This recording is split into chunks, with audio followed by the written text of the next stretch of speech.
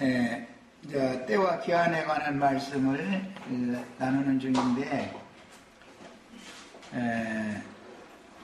이어서 이번에는 이사야 30장 23절에서 26절까지 이사야 30장에서 읽겠습니다.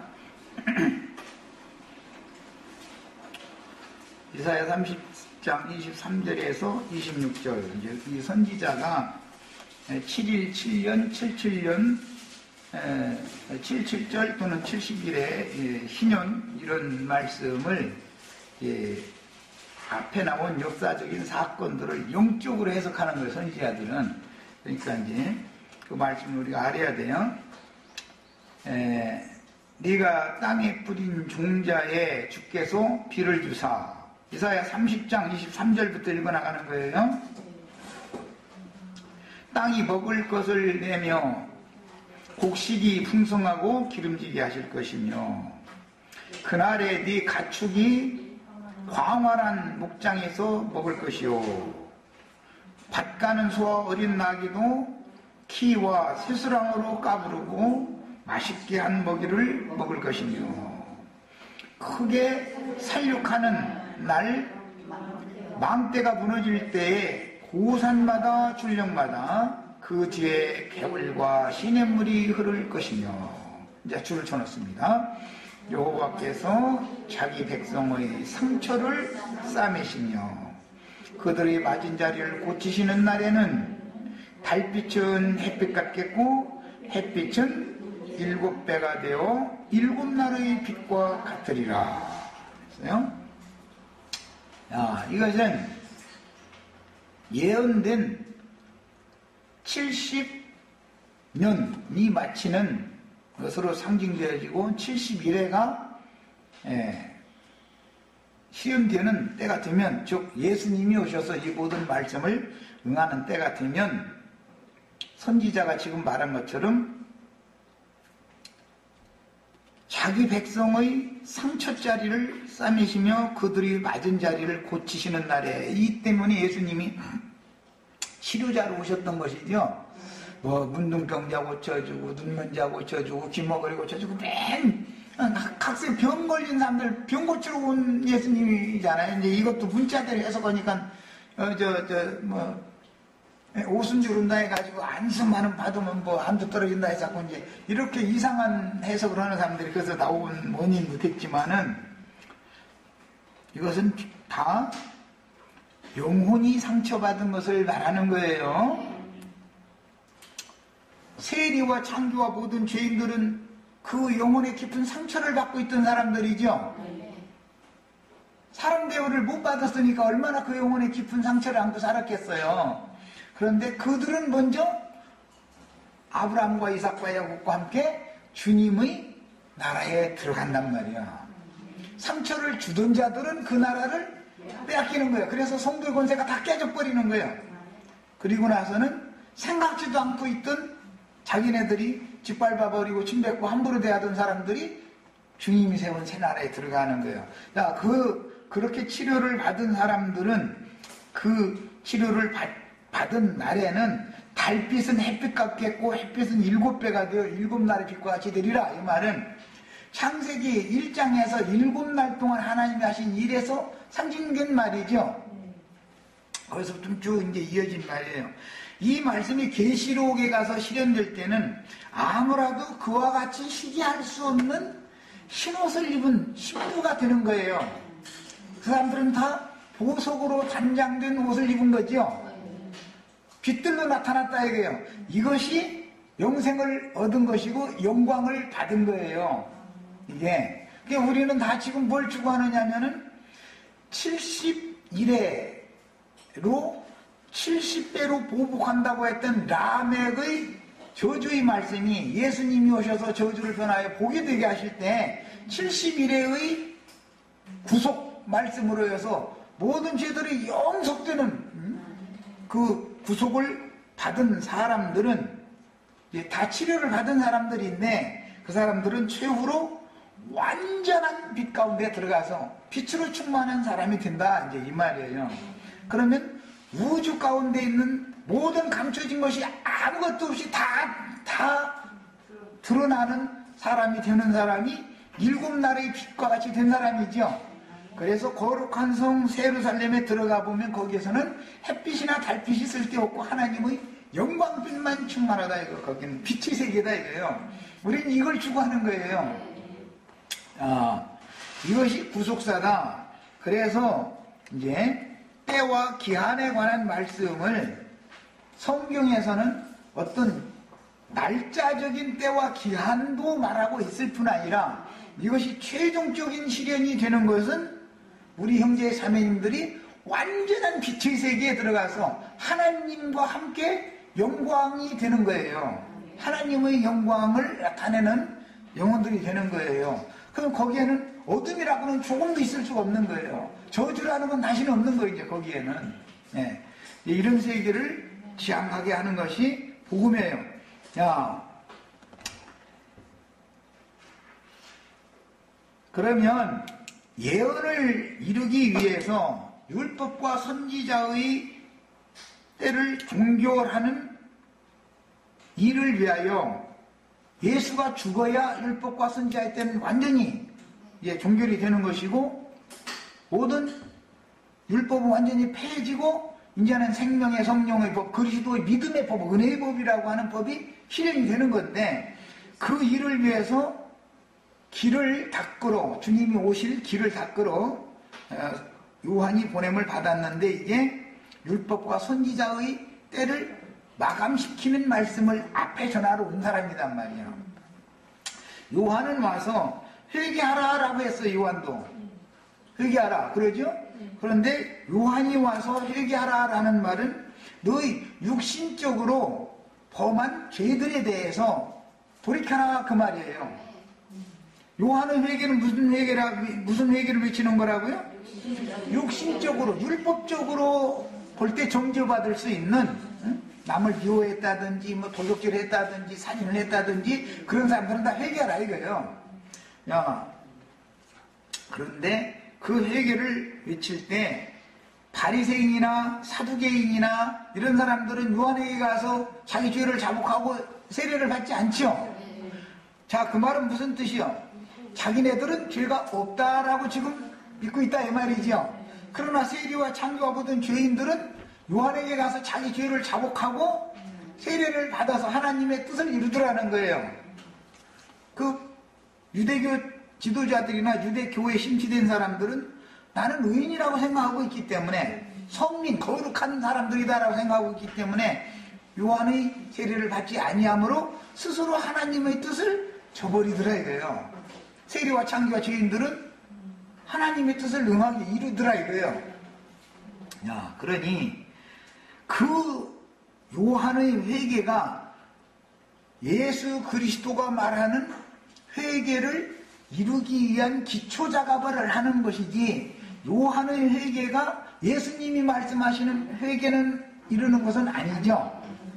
요한이 회개하라 했지만 예수님이 복음을 전할 때도 회개하라 천국이 가까이 왔다라부터 시작을 하는 거예요. 그러니까 예수님이 회개하라라는 말은 무슨 뜻이냐? 유대교의 교리, 유대교의 조직에게서 조직 생활을 하던 것을 돌이켜라 그 말이에요. 그럼 회개하는 사람은 어떻게 돼요? 예수를 믿게 되죠. 이제 주님이 새로 가르쳐주는 말씀을 믿는 것이 회개를 하는 목적이에요. 예수님이 회개를 하라고 하는 것은. 그런데 아무나 그렇게 주님의 회개를 외칠 때 주님께로 나와서 그 회개를 할 수가 있느냐? 요한에게 가서 먼저 회개하고 세례를 받은 사람들이나, 즉 그릇이 깨끗해진 사람들이나 죄가 용서되어져서 예수님의 제자들이 된다 이제 그 말이에요. 자, 예수님이 회개하라 했는데 그러면 그것이 끝이냐? 성령의 보냄을 받은 사도들이 나가서 너희가 너희 메시아, 예언된 메시아를 너희 손으로 죽였지 않냐? 그러면 너희가 회개하고 세례를 받아라. 사도들이 또 회개하라고 그랬죠. 그 말은 무슨 뜻이에요? 예수님에게로 회개하여 돌이켰어야 되는데 유대교 관념을 끝내버리지 않고 유대교의 교리에 따라서 다른 말씀을 가르쳤다 해서 이단자로라도 너희 손으로 죽였잖냐? 그분이 바로 메시아 아니냐? 너희 메시아를 죽인 것을 돌이켜라 그 말이에요 지금. 사도들이 이제 회개를 외쳤어요. 계시록의 마지막에 성령이 교회들에게 말씀하실 때 회개하라 한단 말이에요. 계시록이 7 교회들에게 회개하라고 그러죠. 야, 그 말은 교회를 타락시킨 로마교나 흔히 말하는 개신교나 이런 기독교계의 생활을 하는 것에 대해서 돌아서라 이 말이에요. 그들의 잘못된 발람의 교훈, 니골라당의 교훈 이런 것들을 세뇌당해가지고 그런 율법 종교 생활하던 것을 돌이켜라 이 말이에요. 야, 육신적인 죄가 더 크냐? 사람의 교훈으로 잘못 그릇되이 가르쳐서 배나도 지옥 자식 되게 만든 육신적인 죄를 범하면 그냥 지옥 자식이지요. 그런데 어차피 지옥 자식들이 돼야 되고 종교적인 교리를 잘못 가르침 받아가지고 거기에 세뇌당해 있는 것은 배나도 지옥 자식이 되는 것이죠. 그래서 계시록 7 교회들에게 성령이 회개하라고 하는 것은 너희 지금 현재 안 믿는 사람보다도 더 배나 지옥 자식도 있으니까 회개하라 그 말이란 말이에요. 이 말은 영적인 범죄가 더 무섭다 그 얘기를 지금 한 거예요. 거기에 대한 심판을 어떻게 하느냐. 예수님이 77배의 보복을 예수님 혼자 다 하고 나서 회개한 사람들을 깨끗하게 사면을 해줬는데 그 사실을 복음으로 받아들이지 않고 복음을 받아들이지 않고 사람들이 지어낸 로마교 교황이나 개신교 목사들이 지어낸 신학자들이 지어낸 교리를 믿었다 이거예요. 성경을 믿지 않고 구속을 믿지 않고 입으로는 예수를 믿었다 그러나 사실은 그들은 교리를 믿는 사람들이죠. 성경 위에다가 신학자들이 교리가 더 권위가 있죠. 야, 그거에 대해서 회개하지 않는 것은 인간 세상에서 육신으로 죄를 범한 죄보다도 배나도 형벌이 크다 이것을 말하는 것이 최후의 회개라는 말인 거예요. 그래서 사람이 범죄를 얘기할 때 먼저는 내가 지난날 범한 육신으로 범한 죄를 돌아서야 되는 거예요. 나는 이런 죄인이라고 해서 돌이켜야 되는 거예요. 야, 그럼 그 사람을 주님이 받아주셨으면 주님을 믿어야 되는데 주님이 이루신 구속을 77배나 보복당할 수밖에 없는 나의 모든 죄가를 주님이 대신 짊어져 주셨으니까 나의 이제 구원자가 됐으니까 나를 구원하시는 그분을 믿어야 되는데 로마교나 개신교가 지어낸 교리를 믿는다. 이게 교리를 주님을 믿는 게 아니라 구원자를 믿는 게 아니라 신학교리를 믿어버려. 그래서 무슨 신학 나왔느냐 그냥 그래서 믿지도 않는 사람들 보고 교단은 무슨 교단이냐고 교파는 무슨 교파냐고 이래버려. 전도를 할래 막 그냥 전도할 방법이 없어. 이러고 나와버리니까. 예수님은 무슨 교파가 없죠. 사도들이 무슨 교파가 있어요. 응? 베드로는 베드로 교파고 바울은 바울 교파를 했는 것도 아니고 베드로가 장로교단 침례교단 센 것도 아니고 도대체 말도 안 되는 소리인데도 그것은 철두철미하게 그렇게 잘 믿어지는데 예수 그리스도가 구원자라는 사실은 안 믿어져. 입으로만 믿지 마음으로는 멀다 이거예요. 실제로는 교리를 믿는 거예요. 신학 교리를. 이것이 육신적으로 범한 죄보다도 더 큰 형벌을 받는다. 그래서 최후로 음녀의 7 머리들을 7배나 뜨거운 풀무풀 속에 가라지들을 단으로 묶어가지고 어떻게 한다 했어요? 7배나 뜨거운 불에 던져 넣는다 이거예요. 7배나 뜨거운 불에.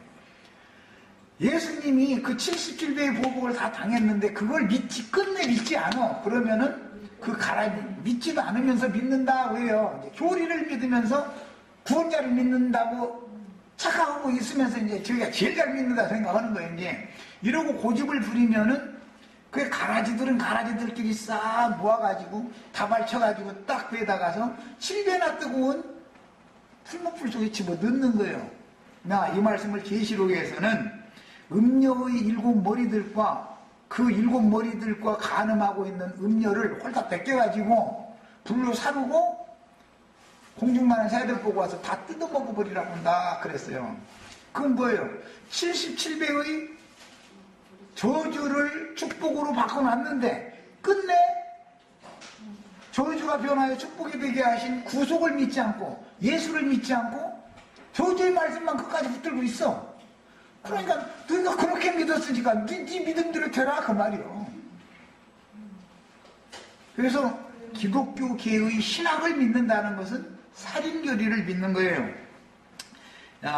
기독교계의 신학교리라고 하는 것은 뱀이 와서 여자를 꽤 거짓말이고 거기서부터 시작해서 가인이 동생을 죽이는 살인교리예요.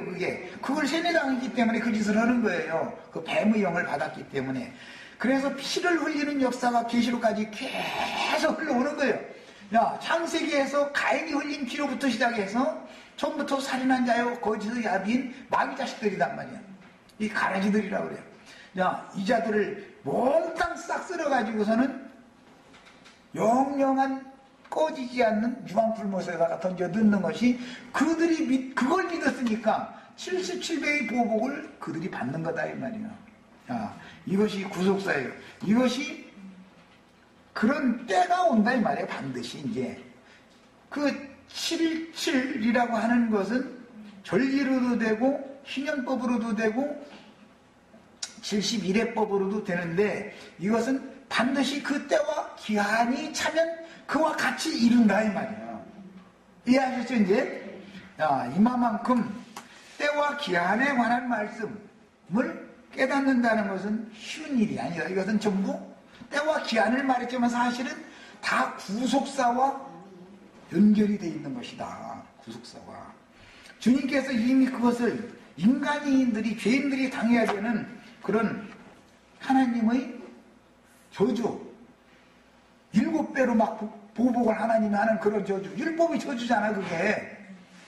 그런데 가인의 저주는 77배로 막 저주가 임하는 거예요. 그런데 예수님이 그 모든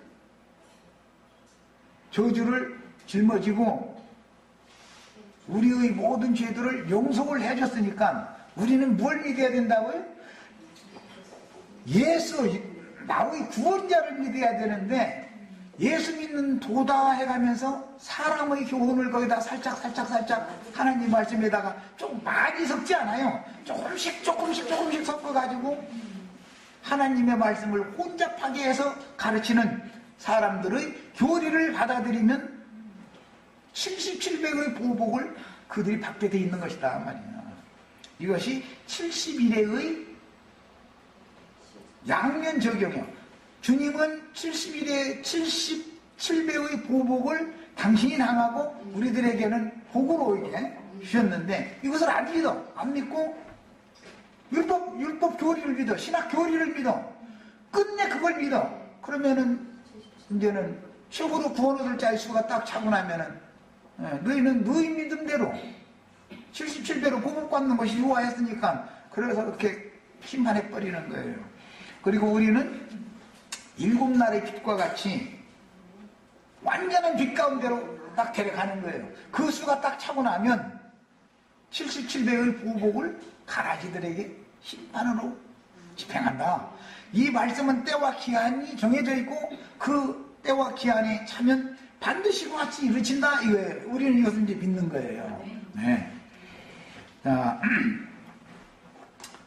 다니엘서에서는 성도의 권세가 다 깨지기까지의 기한이 한때와 두때와 반때라고 했는데 이는 땅의 짐승들이 신약 교회에서 마지막으로 추수할 곡식을 다 죽임으로 교회 추수를 마무리할 때까지라는 뜻이다. 계시록에서 12장 14절 오늘 우리가 지금 말씀 나누고 있는데 다니엘서의 예언 성도의 권세가 다 깨지기까지라는 것은 구약시대의 성도들의 권세가 깨지는 것은 예수님이 초림 때 이루어졌죠. 그러나 신약시대의 기독교인들 다 뭐 예배당 몇 번만 갔다 왔으면 죽으면 그 헌금함에 보면 그거 다 성도 뭐 누구 다 이렇게 써놓고 집사 아니면 뭐 권사 다 이렇게 써놓더만 다 성도라고 그래 성도 아주.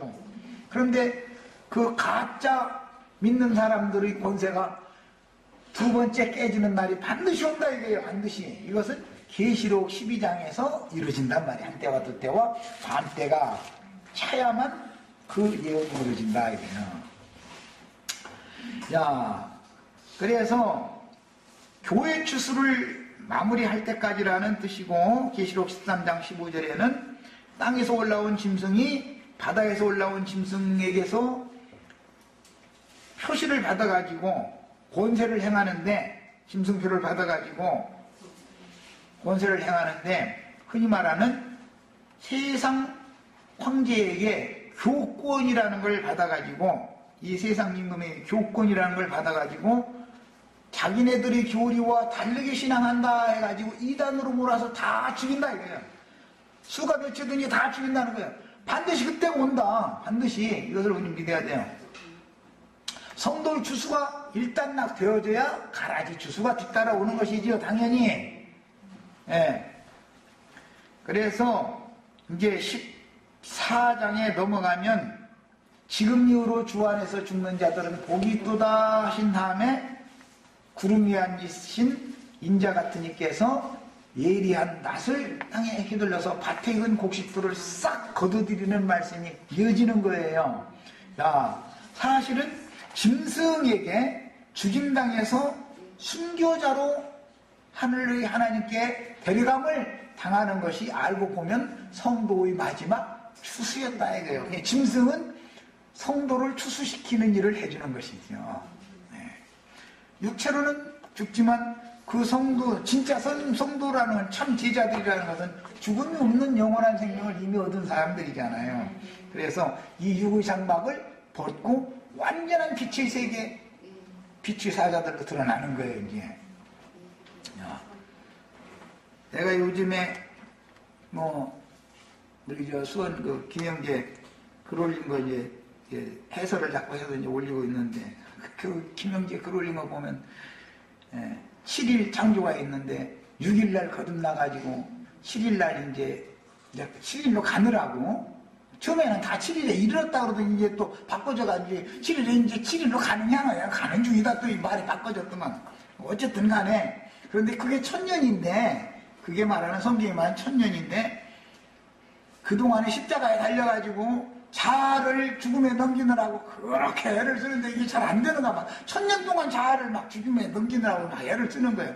예, 이제. 그래서 이것이 왕노릇이다 이거예요. 자아를 막 이렇게 죽음에 넘기는 것이 십자가에서 1000년 동안, 나 같으면 1000년 동안 십자가에 매달려 있으라고 나 그에서 안 믿어버려. 근데 막 1000년이 살 때까지 막 그냥 지금 막 십자가에 매달려서 그냥 막 자아를 막 죽음에 넘기는 것이 막 생명을 왕노릇 하는 거다 막 이래가면서, 또 그렇게 되려면 6일날 거듭났는데 이제 그 1000년이 이제 그 하루 동안에 이제 6일에서 7일로 가는. 그런데 십자가에 1000년 동안을 매달려가지고 어떻게 하면 3년 동안은 강화되어져가지고 그게 노화되어지고 반년 동안은 쪼개져.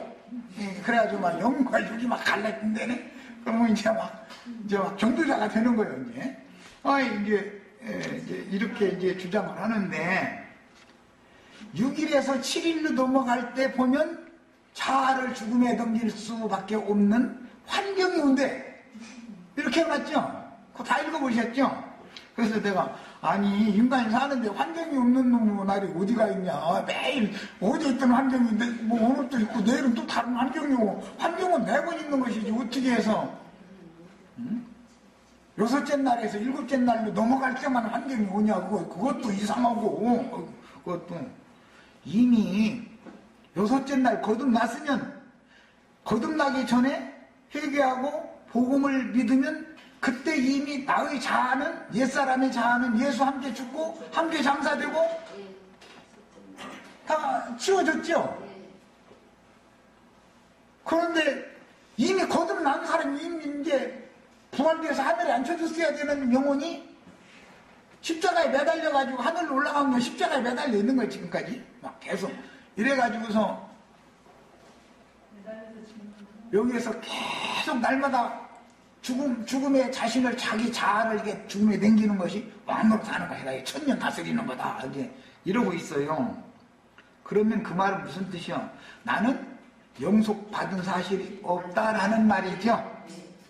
나는 여전히 주님께서 나의 죄를 깨끗이 씻은 사실을 나는 안 믿는다 그 말이죠. 그렇잖아요. 그게 믿어졌다면 자아를 죽음에 넘기느라고 막 1000년 동안 십자가에서 그날들을 죽일 필요가 없잖아요. 믿는 순간에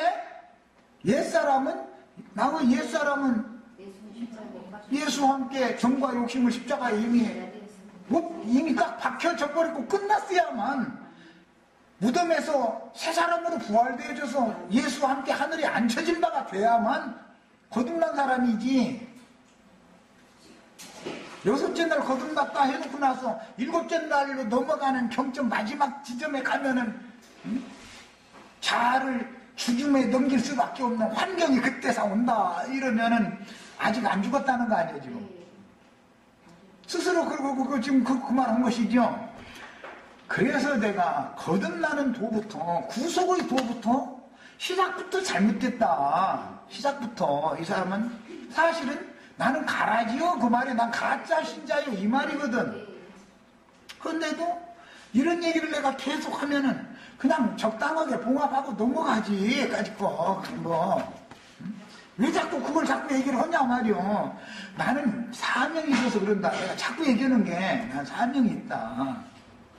육신적으로 범죄한 거야. 사람이 연약함이 있기 때문에 누구는 육신적으로 범죄 한두 번 안 하는 사람이 있겠나 일생을 살면서.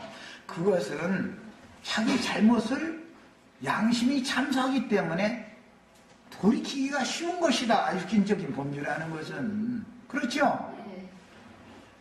초등학생도 뭐 남이 거 탐나서 이렇게 훔쳐왔어. 그러면 엄마한테 들키면 엄마가 가만 안 놔두거든요. 너 이거 어디서 났어? 하고 족치면은 이제 거짓부렁하면 네가 어디서 주워와 임마 죽기는 이놈아 너 훔쳤지? 이제 막 난리 빼락치죠. 당연히 앞으로 절대 그런 짓 하지 말라 이제 교육을 시켜야 되니까. 거짓말은 엄마 앞에서 주웠다고 하지만 속에서는 참소가 초등학생이라도 있다 이거예요. 그러면은 내가 이게 앞으로는 도둑질해가지고 이런 순으로 이제 그만 당해야죠. 예수 안 믿어도 양심의 가책을 받게 돼 있어요. 그걸 버리려고 노력하게 돼 있어요. 그보다 더 큰 죄는 뭐냐? 예수님이 영속을 해놓은 사실을 안 믿고 사람의 교훈을 믿어. 기독교계의 교리를 믿어. 뭐 무천년설이 어떻고 삼위일체가 어떻고 뭐 예정론이 어떻고 뭐 이런 것만 믿어. 이것은 배나 더 지옥 자식을 만드는 사탄이 사자로 지금 쓰임받고 있다 이 말이야. 그걸 조금 차만 믿고 가만히 속에다만 담아두면 지제로 저만 죽으면 되는데 그걸 다른 사람한테까지 가르치니까 이것은 인간적인 범죄를 저질러 살인죄를 저질러서 감옥에 가고 심지어 사형수가 되어지고 하는 죄보다 형벌이 더 큰 죄다. 난 이것을 그래서 강력하게 얘기하는 거예요. 이것은 나는 진리를 밝히는 사람이지 그 인간적으로 이 사람이 뭐냐 난 이런 건 그건 관심도 없어요. 인간이 선하면 얼마나 선하고 인간이 의로우면 또 얼마나 의로운데 그냥 그런 것은 성경이 다른 말도 아니고 그건 세상의 윤리도덕일 뿐이지 율법교훈이지. 구속을 알아야 된다. 어떻게 지난 죄들을 사면받고 육신 잃고 사는 동안에 또 시험을 당해서 또 넘어졌을 때 어떻게 시험을 또 받고 이런 것을 알아야 되는 것이고 기본적으로 율법 종교라고 하는 것이 그 영혼을 배나 더 지옥 자식 되게 만드는 것인데 본인도 거듭나지도 않은 사람이 거듭났는데 한참 지나서 1000년이 다 차면 그때 가서 자아를 죽음에 넘기는 그런 환경이 온다니 그럼 1000년 동안 십자가에 매달려가지고서 자아 처리하느라고 자아 죽느라고 그냥 그럼 어느 1000년의 구원을 받을 거요. 그러다 가서 이생 떠나버리면 예수 믿은 사람이 안 믿은 사람이요 어떻게 할 거냐 이거요. 난 이것을 계속 지금 증거하는 거예요. 그런데 필림동에서 나를 그렇게 난리 내던 말씀 가르친다는 형제들도 내 말을 그렇게 못 알아들어. 그럼 내가 무슨 얘기하고 있는지에 대해서 못 알아듣는 거예요. 그냥. 그러니 전도자가 진리를 밝히고 혼잡하게 하는 말씀을 통해서 거기에 무슨 하나님의 말씀이 안 섞인 게 아니에요. 하나님의 말씀이 더 많지. 거짓말이 조금 섞여 있는 거지. 그런데 이것이 사실은 알고 보면은 진리를 혼잡게 하는 사탄의 앞잡이들이 하는 짓거리다 이 말이야. 그런 도를 가지고서는 절대 구원에 들어가지 못한다라는 걸 나는 증거를 하느라고 이렇게 나는 애쓰는 거예요. 영혼을 죽이는 죄가 더 큰 거잖아요. 육신적으로 내가 뭐해서 살인을 한 죄는 사면받기가 쉬워요. 주님 앞에는 용서받는 거니까 그게 인간 세상에서 형벌이겠지만은 영혼을 죽이는 죄는 용서가 없다 이 말이요. 그거는 영적인 죄를 알아야 돼. 영적인 죄가 얼마나 큰지를.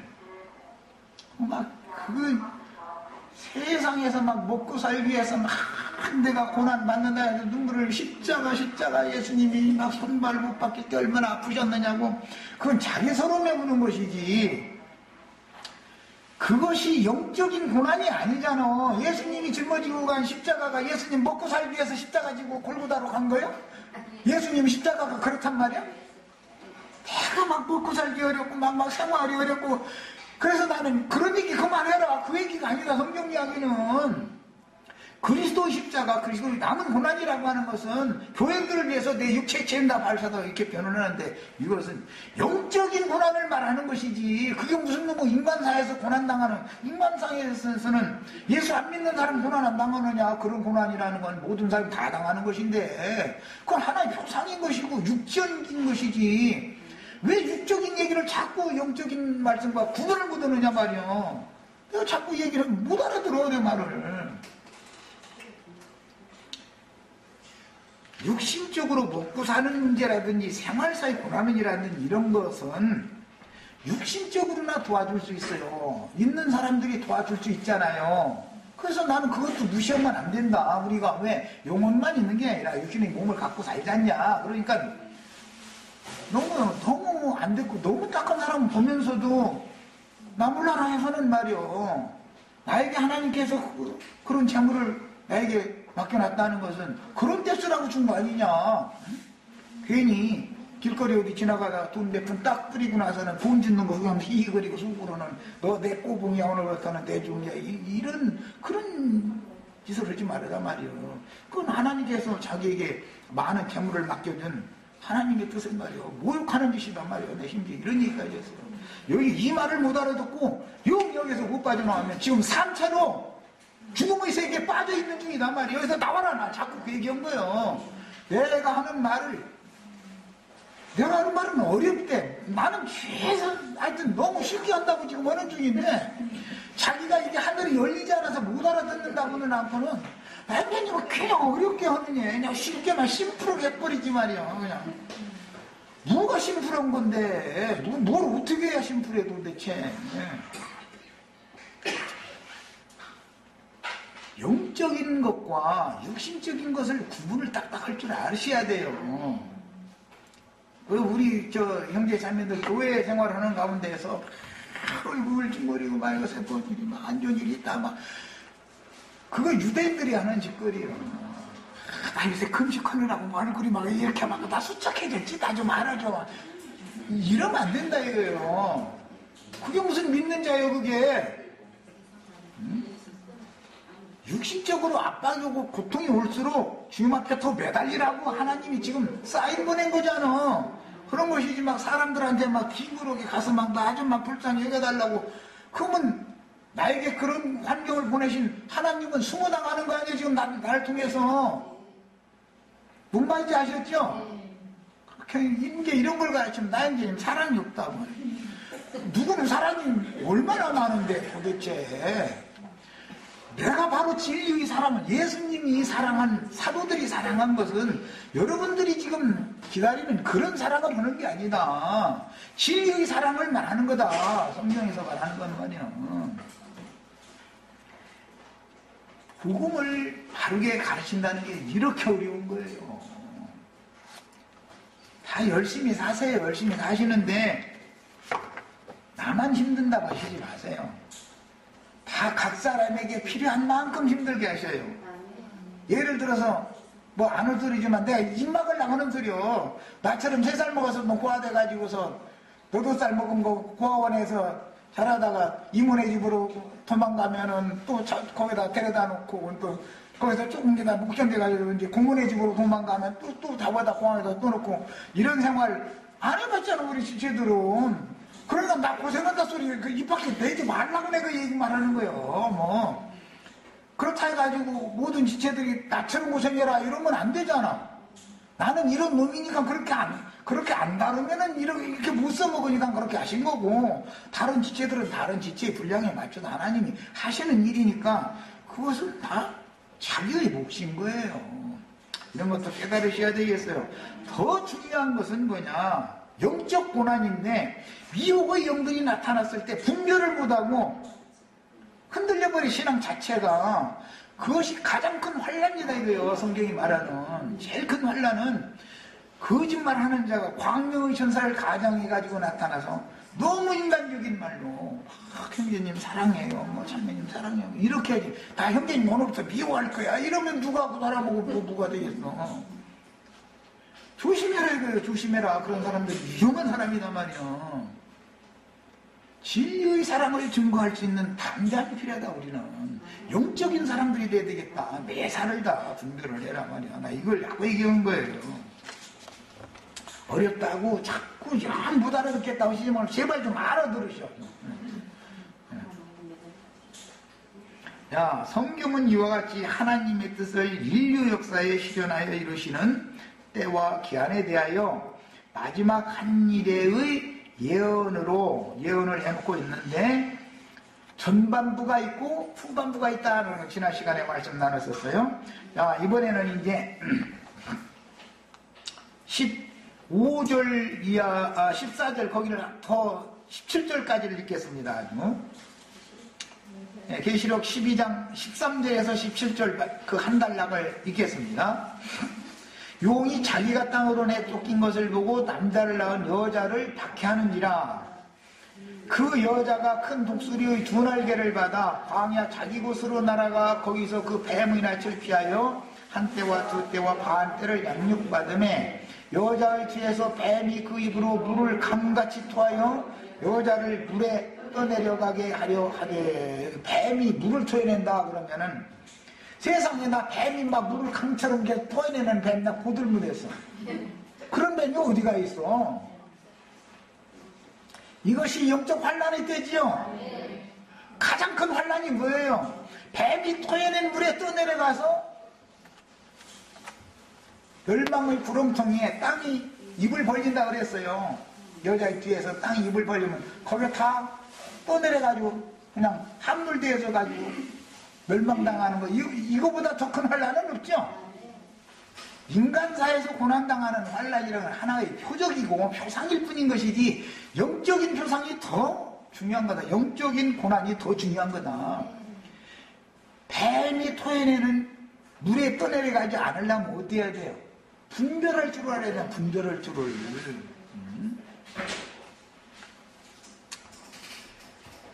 자, 용이 물을 그렇게 토해내니까 땅이 여자를 도와서 그 입을 벌려 용의 입에서 토한 강물을 삼켰다 그랬어요. 그러니까 여자는 용과 어떤 간격을 두고 저만큼 가 있죠. 그런데 용은 뒤에서 물을 토해내는 거예요. 그런데 그 가운데쯤에다가 깊은 구름을 하나님이 땅을 쫙 입벌리게 만들어가지고 구렁으로 다 그 물이 이렇게 일절로 들어가게 만드는 거예요. 폭포에서 물 떨어지도 하겠죠. 당연히 이제 이렇게 세상사의 폭포 생각해 보시면 돼요. 사실은 여자 떠내려가게 하려고 여자가 미워서 물을 그렇게 뱀이 토해냈는데, 그게 바로 영적인 시험의 때다 이거예요. 지금 말하자면은. 그런데 용편에 있는 저희 편만 다 휩쓸려 떠내려가가지고 흘러 떠내려가다가 그 침면에 다 떨어져 버리고 그냥 멸망하고 다 떨어져 버리는 거예요. 그런데 여자는 멀쩡해. 왜? 그 큰 깊은 구렁이 딱 생겨가지고 거기서 물을 다 생겨버리니까 여자 있는 데는 해를 받지 않잖아 지금. 이게 뭐냐, 영적인 것과 육적인 것 신앙을 나누는 것은 세상 사람들도 다 그걸 나눠요. 그러나 혼적인 것과 영적인 것을 이렇게 해서 쫙 갈려놓는다 이거예요. 뭘로? 예리한 말씀이 아니면 영적인 것, 혼적인 것을 나눌 방법이 없어요. 히브리서 4장 12절 보면 그렇게 되어 있죠. 하나님의 말씀은 살아있고 예리한, 말선 검보다도 더 예리해서 관절과 골줄을 찔러서 쪼개고 혼과 영을 나눈다 그랬단 말이야. 혼적인 것과 영적인 것을 딱 나눌 수 있어야 되는 거예요. 지금 내가 그래서 내가 고난 받는다, 막 이 고난이 고난이 축복이라 막 찬송해가면서 눈물 흘려가면서 나는 고난은 저주지 축복이라고 하네. 내가 얼마나 완악하면은 이런 고난을 육신적으로 나에게 보내가지고 돌이키게 하셨을까? 난 이렇게 생각하지. 난 그걸 축복이라고 그냥. 고난도 축복이라 이래서 하는 건 종교인이 하는 소리요. 입에 붙은 소리지 실제로는 얼굴 찡그려. 육신적으로 실제 고난 받을 때 그게 감사함으로 고난이 축복이라 이거 찬송만 입으로 괜히 입에 붙은 소리 하는 것이 사실은 견딜만 하니까 그것도 그런 소리가 나오지. 돈을 빌려다 썼는데 한 번 빌려다 쓰고 두 번 빌려다 쓰고 월세 사는데 주인집에 딴 데 다 형제 이제 다 등 돌려가지고 손님일 데가 없으니까 헐수없이 주인집에 가는 거예요. 한 달 후에 갚겠다고 그랬는데 한 달 후에 돈을 갚으러 온 줄 알았더니 나 다 미안한다. 이번에 한 번 조금만 더 내달라고. 그것도 한 번 두 번이지 세 번까지 딱 가면은 고난이 축복이다 소리 쏙 들어가. 그건 다녀봐야 알아 이거는. 그래도 견딜만 하니까 그런 소리 했잖아. 그게 다 요구신앙인 거예요. 종교인이라는 단중이야. 그런 신앙에서 언제 벗어날 거냐 이 말이야. 이것이 좀 혼적인 신앙이다 이거예요. 혼적인 신앙. 우리 형제 자녀들 괜히 기독교인들 따라서 고난이 축복이다 이 소리 그 함부로 하시지 마세요. 고난이 축복인지 아닌지 진짜 당해보면 매도 서울서울 치고 할 때가 고난이 축복이다 소리도 나오고 그러지, 정신이 하나도 없도록 휘두르 몰아쳐버리면은 고난이 축복이 아니라 고난이 저주다. 이제 그때다. 하나님의 손이라는 건 이렇게 무섭다. 그때서 딱 배우는 거예요. 그래서 방자의 절대로 행하지 못해. 사람이 함부로 행하면 거기에 대한 대가를 당연히 하나님이 딱 징벌로 한단 말이에요. 그때서 하나님은 그분의 의를 이루는 사랑을 하시는 분이지, 진리의 사랑을 하시는 분이지, 인간들이 생각하는 그런 사랑을 하는 게 아니구라는 걸 그때서 알아. 이제 그때서 사랑 타령 딱 여기서 함부로 안 나와. 내 말을 알아들을 때가 돼야 돼요. 다 그렇게 되셔야 돼요. 우리 형제자매님들은 꼭 그렇게 되시길 바래요. 자, 여기 보면은 독수리의 두 날개를 받아 이렇게 됐는데, 이것은 출애굽기 19장 4절로 6절에서 인용하는 말씀이에요. 거기 다 가서 읽어보겠습니다. 출애굽기 19장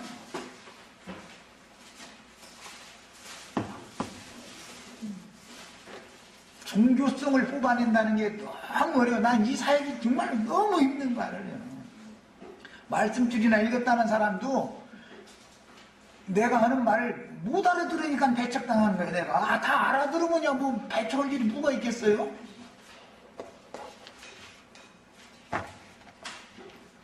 스가랴 선지자고 어디서 너 옆구리 상처 어디서 그렇게 받았어? 나 친구집에서 받고 왔어. 그랬다는 거예요. 멀리 여기 지나가는 아저씨들이 나한테 와서 너 왜 그런 거 가르치느냐고 말이에요. 도저히 못 알아듣겠는데 그 소리를 그만하라고 하면서 박해 안 해요. 친구집에서 박해하는 거예요.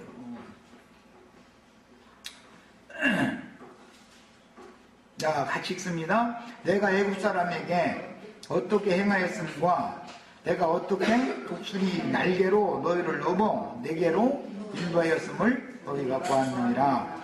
세계가 다 내게 속하였나니 너희가 내 말을 잘 듣고 내 언약을 지키면 너희는 모든 민족 중에서 내 소유가 되겠고, 이건 신약에서는 너는 내 것이라 이렇게 표현이 됐죠. 너희가 내게 대하여 제사장 나라가 되며 거룩한 백성이 되리라. 너는 이 말을 이스라엘 자손에게 전할지니라. 그래서 계시록 12장은 이 말씀에서 인용을 하고 있어요. 그래서 14절 그 여자가 큰 독수리의 두 날개를 받아 그랬는데, 자, 출애굽기 19장 말씀에 보면 여호와께서 자기 백성들을 출애굽시킬 때 독수리 두 날개로 업어다가서 광야에다 데려다 놨다는 거예요. 그래서 광야로 도망한 여자를 독수리 날개로 업어다가 광야에다 데려다 놨다 그랬어요. 자, 독수리가 업어갔으니까 광야에 독수리 집이 있다 그 말이겠죠. 독수리 둥지가 있겠죠. 독수리가 업어다 놓으면 독수리 자기 집으로 자기 둥지에다 새끼 업어다 놓을 거 아니야. 그 얘기예요. 그러니까 광야에 독수리 집이 있는 거예요. 이거는 이제 찬하신 다음에 이제 이따 시간에 이제 말씀 나눌 거고, 독수리라는 것은 공중 나는 새들의 왕으로서 모든 영들의 왕인 하나님의 영광의 그룹의 형상이에요. 출애굽기에 보면 그룹의 두 날개는 독수리가 날개를 펴는 형식으로 되어 있죠. 또 에스겔서에도 독수리 날개를 편 걸로 되어 있죠. 독수리 두 날개라는 것은 영광의 그룹들의 날개다 이게요. 자, 그래서 그것은 하늘로 올라갈 때 사망 권세를, 독수리는 죽고 썩은 것도 다 먹어도 안 죽죠. 독수리는, 까마귀와 독수리는 죽고 썩은 거 먹는데도 안 죽는 특징이 있어요. 그래서 까마귀와 독수리에 대한 말씀을 읽을 때, 새를 읽을 때도 어디에서는 부정하고 악한 영이다라는 것을 말하지만 어디에서는 반대 의미가 있죠. 엘리야 선지자를 무엇이 그레신에서 무엇가 음식 날려다 줬다 했어요? 까마귀가 날려다 줬다겠죠? 부정한 짐승 중에 대표가 독수리임에도 불구하고 하나님 자신을 말할 때도 까마귀로 혹은 독수리로 표현을 할 수가 있어요. 성경을 읽을 때는 양면적 용어를 그래 정확하게 잘 할 줄 알아야 돼요. 우리 같은 이방 죄인들이니까 까마귀들이지요. 그런데 주님의 증인들, 주님의 사자들도 먹고 살아야 될 거 아니에요. 그러면 이방 죄인들인데 그만큼 그들의 사역을 통해서 은혜를 받았으니까 자기네들을 그것을 갖다가 공개를 하고 섬기는 거예요. 예수님도 그런 공개와 섬김을 받지 않았으면 사역을 할 수가 없죠. 이런 것이 다 예언되어져 있는 일들이에요. 겉모양이 이 세상의 어떤 시조 같은 데도 보면 까마귀와 백로든가 그 대비해가지고 까마귀 검다고 말해. 백로야 너 비웃지 말아라 말이요. 너 껍데기만 시다에 가서 속은 더 껍다 말이요. 까마귀는 껍데기는 검지만 속은 깨끗하다 그랬는데, 구속받은 죄인들은 혈육의 몸이야 까마귀 형상을 가지고 있지만 속에는 희귀한 백로 형상을 갖고 있죠. 이제 어떻게 세상 사람들은 어떻게 성경도 그런데 그런 시종을 다 만들었나 모르겠어. 성경 적용은 이렇게 양면 적용이 늘 나오기 때문에 어느 한쪽에 너무 치우치는 이렇게 성경을 봐서는 안 되겠다. 이제 이 시간은 여기까지 하고, 독수리 두 날개라고 하는 것은 주님의 증인들, 그게 하나님의 영광을 가지고 세상의 빛들로 나타내는 증인들을 상징하는 거예요. 독수리 날개인 거예요. 여기까지 일단 하겠습니다. 자, 마칩니다.